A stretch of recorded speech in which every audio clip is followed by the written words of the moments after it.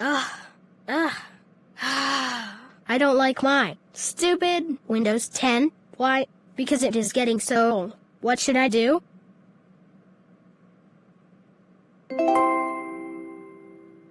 I heard that you can get a free update for Windows 11. Maybe that sounds like a great idea. Let's do it. Alright, now let's download PC Health Check, so I can know when I can get a Windows 11. Alright, now that it is fully downloaded, now let's see the requirements. What? I need TPM 2.0 on my computer? How am I going to do that? I am just going to look up a tutorial, which is easier.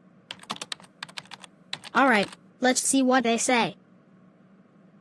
On everyone, a quick video here to share with all of you on how you can enable the TPM 2.0 module on your Windows PC or maybe your laptop to meet the Windows 11 system requirements. So Windows 11 is just around the corner, and I was taking a look at my computer, ran the tests on it here to see if it was compatible with the Windows PC health checker thing, and to my surprising, I got this message back: TPM is not detected. Now that doesn't necessarily mean your computer does not have TPM 2.0. I would say if any of you folks watching have built your system, or you even purchased a new computer at a retail location in the last 3 to 4 years or so, you should have this option available, but understand that most of them are shipping. The boards are coming with this option disabled. So even if you purchased one or you built one, it's probably disabled in the BIOS UEFI, and I'm going to show you how I went in and enabled mine, and maybe that'll help you out, and then actually fixed my problem, and this message went away and it was 100% compatible. So there's two other spots real quick I want to show you folks where I went and took a look at some stuff. Down here in the lower left corner, I right clicked on that little window and went to the run command here, and I typed in tpm.msc,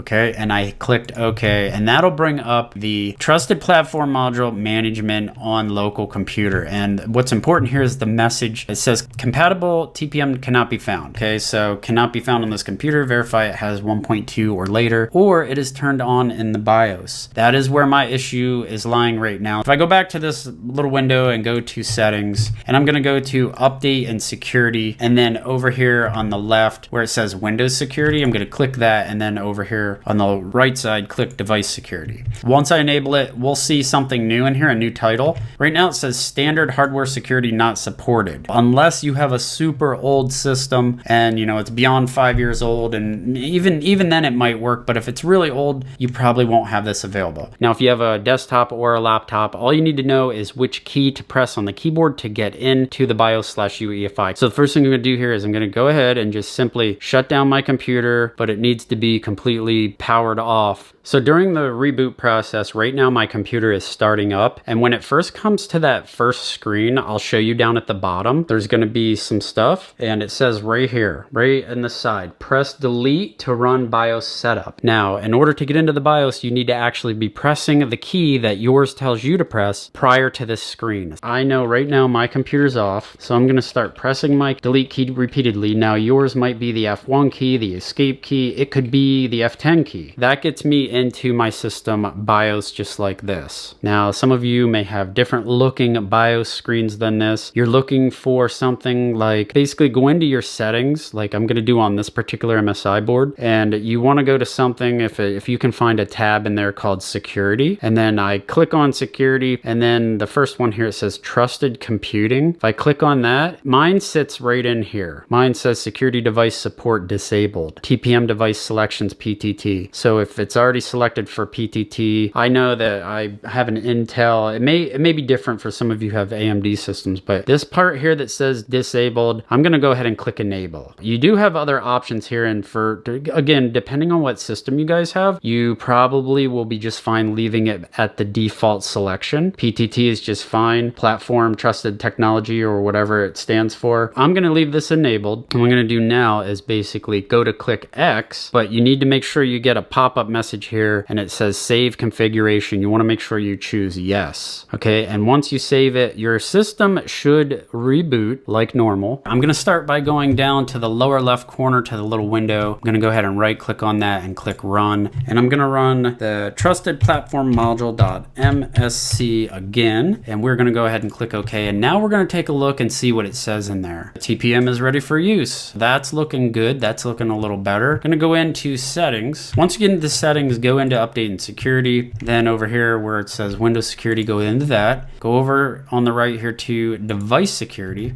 And now what we should see is something new in here, and we do. Remember before I showed you underneath core isolation, it says things weren't compatible. Now it says security processor, and it says the trusted platform module is providing additional encryption for your device. So we could actually click on that, and then you will see now that the spec version of the TPM is 2.0, status ready, all that good stuff. So information about the trusted platform module. So let's check right now, and see what comes back. This PC meets Windows 11 requirements. Great news. So I could click see all results. Now you can see this PC supports secure boot. TPM 2.0 is enabled on this PC, and on down the list. So I have 64 gigs of RAM. My computer has 14 cores, whatever. Everything on my computer I knew was up to date. I knew that there was an issue somewhere. Maybe this video will be helpful to some.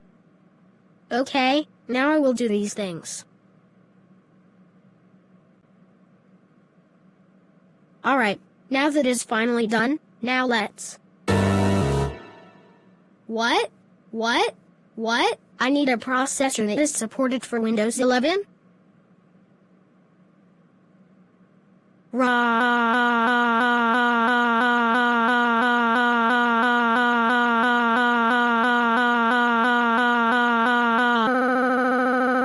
Group of A's, I was waiting for this freaking futuristic update.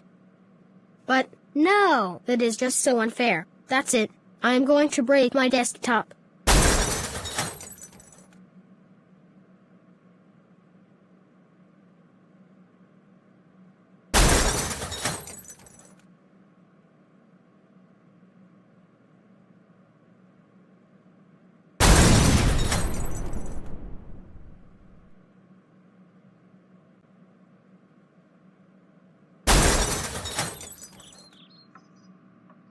Why do I hear crashing noises coming from Classic Caillou's room? I am going up there to see what is going on. Classic Caillou, what did you do to the Windows 10? Well, I destroyed it because I couldn't get the Windows 11 free update.